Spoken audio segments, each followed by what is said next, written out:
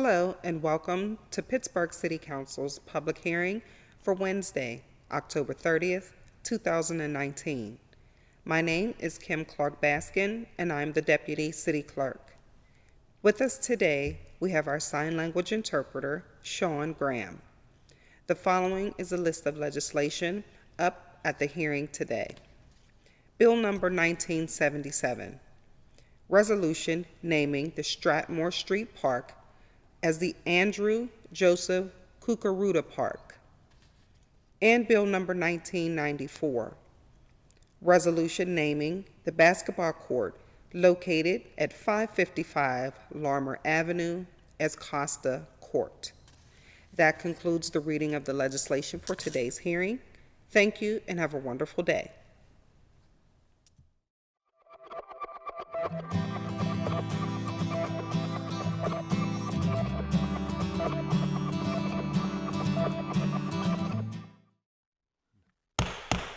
Okay, good afternoon, everyone, and welcome to Pittsburgh City Council's public hearing for today, Wednesday, October the 30th, 2019, as it relates to Bill 2019-1977 and 1994. I'm Councilman Kraus. I'll be chairing this afternoon's public hearing. We are joined by Councilmember Teresa Cale Smith, and other members may join us as their schedules permit. We'll go into public testimony from our speakers. I ask that when you come to the podium, you would please begin by giving your name and the neighborhood in which you reside for our public record.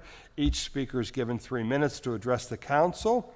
When the green light comes on, it will begin your 3 minutes. Yellow light says you have 1 minute.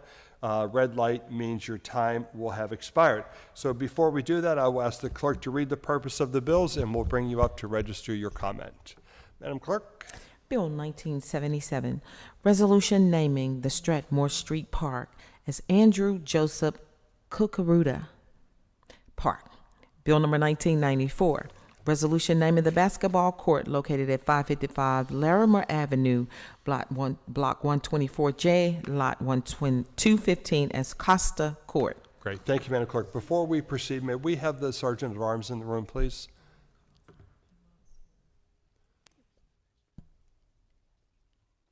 I'd like to have the Sergeant at Arms in the room before we go into speak. Public comment, if we could, please.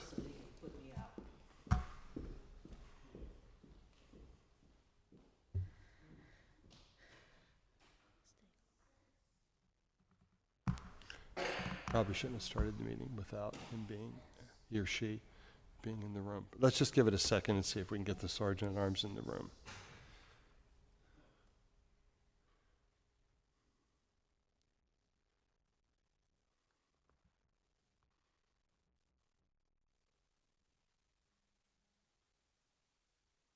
Don't know the rules. The rules is you must sign up by 10:30. Then he does this. If I don't sign up, they don't let me speak. Even if I didn't put my name down, only got a minute because I didn't sign up. I come every day and sign up.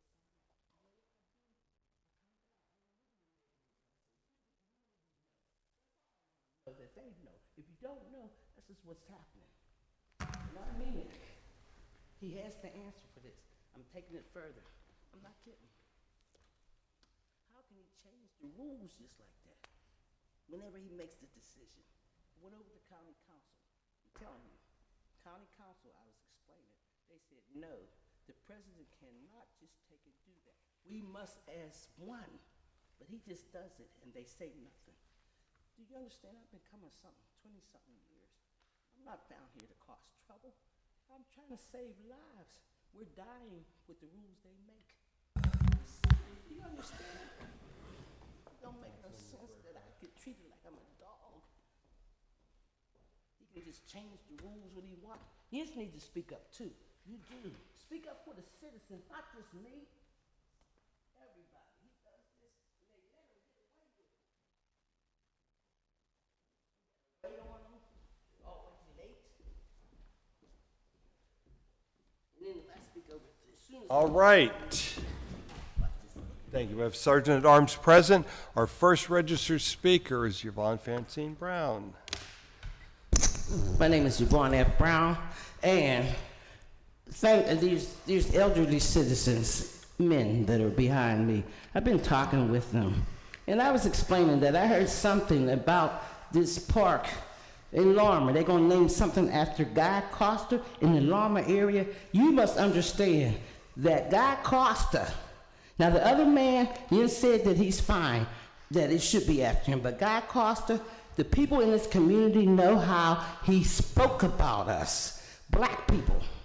When Guy Costa was head of Public Works, they brought in a black baby doll with a noose around his neck, and it was put so that everybody could see there was a black man in there that worked.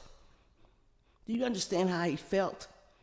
They brought in, nothing's done at all, nothing. They didn't check to see who, fingerprints or whatever. You can bring that in? Costa ran up on me and swore at me.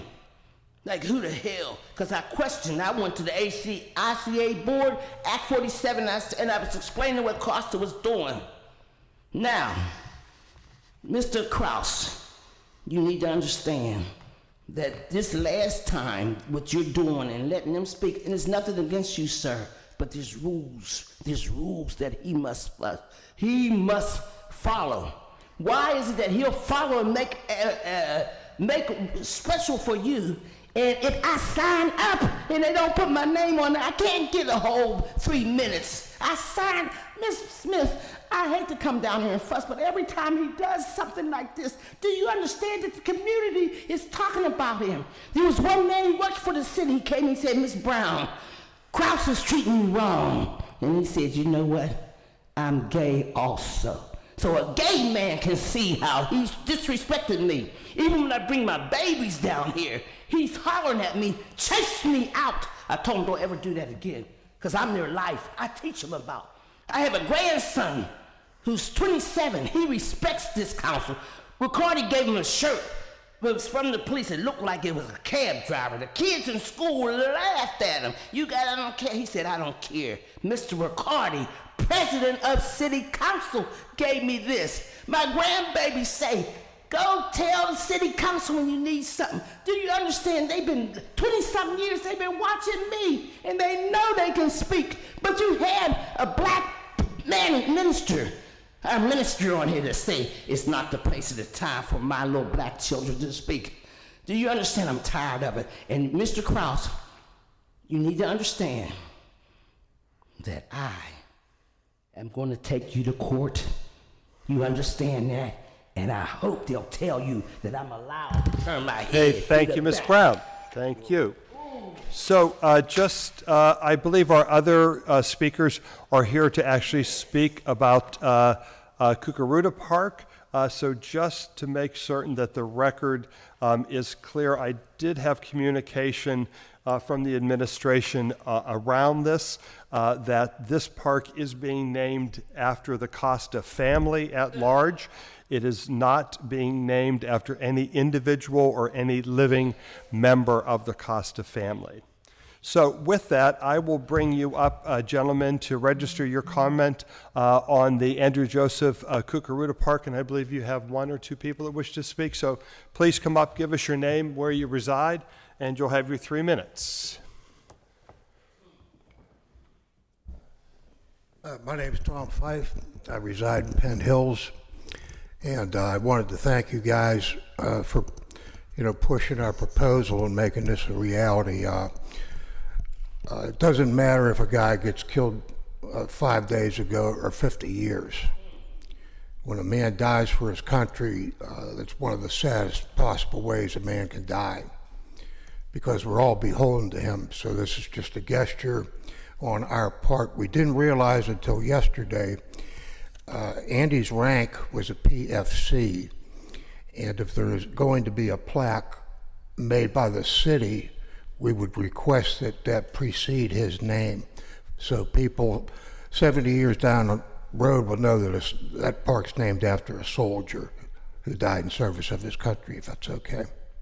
So that's really all I had to say. Thanks a lot. Yep, thank you very much.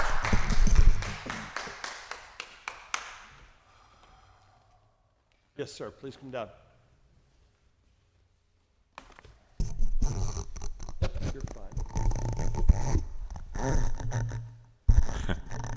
Okay, my name is Doug Deek, and I reside in Mount Lebanon, but I spent most of my life in Westwood. And I just wanted to, I wasn't quite sure what this whole meeting was going to be about. Through our discussions with friends of mine, I really thought that this was already a done deal, but I didn't know they were going to solicit comments both for and against. But anyway, I wanted to say a few things about Andy. I met him, first of all, as a baseball player when his father picked me for the Yankees in 1959, for the Yankees in Crafton Heights Little League. And so Andy was a catcher and I was a pitcher. And it ended up he caught me every game that I pitched in Little League for 2 years. You know, our group, and it really starts with Steve Beshnick, what happened was we started, for some reason, going up to his grave and, like, taking care of it. Mostly it was Steve. But I ran into Steve up there one day, and it had been, like, 40 years. And anyway, we just started talking among ourselves, these guys behind me. And we just started going up there on a regular basis. Andy he was a terrific kid, and I'm sure he was a great soldier. But anyway, I just think it's difficult after 50 years because, I mean, everybody forgets there's nobody left really to even, I was amazed at all his relatives. It so happened that his dad, who died when he was 3, his dad had 3 brothers, and they all had 8 kids. So as a result, there are a lot of Cucarudas in the area that live in all different sections of the city that are actually related to him. But they weren't alive by the time he died. But anyway, it's difficult.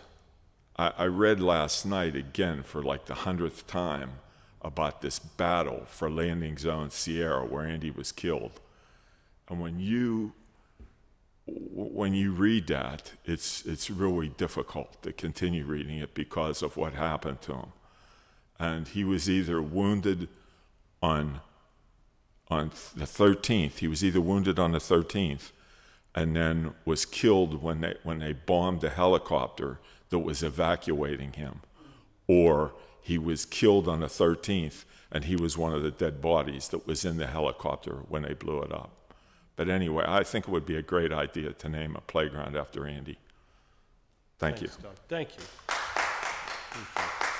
Okay, so that exhausts our list of speakers, and so I will close the public comment portion of the council meeting, and I'll turn it over to you, Councilwoman, for remarks. Thank you. I just want to thank you guys for coming down. I want to make sure people understand a lot of this was driven by you, people that really wanted to honor Andy and his family, and to me, that's the best part. It was citizens driven, and we have people here that really reflect, our city as a whole, but really have done a lot on our side of town, including Dan Berry, who I want to acknowledge, who helped start the West End Elliott Athletic Association, serving kids all over the city of Pittsburgh, and especially in the West End and Elliott areas of our side of District 2. But I want to say that they've done a lot for the community, so I think that when they make a request, I really want to make sure we're honoring it, because not only your service to our community, but your service to our country really has really been really meaningful. And we have Bob Cooney, who does a lot with the Irish groups here, and his wife, Peggy Madigan Cooney, right? I have to say. And so a lot of people that do things throughout the city, so I'm glad that you're here. I'm glad that you're speaking up for what you'd like to see happen. Thank you for your service to the country. Thank you for bringing this forward. And we'll make sure that we do a dedication with a basketball game, a competitive basketball game, and we'll work with you on that. It'll be in the spring. And we'll do the dedication and a competitive basketball game that will raise money for the Open Door, which is down the street in Crafton Heights. We thought, let's do something that keeps giving maybe every year back to the community and back to our kids in Crafton Heights. Okay? That's it. Thanks.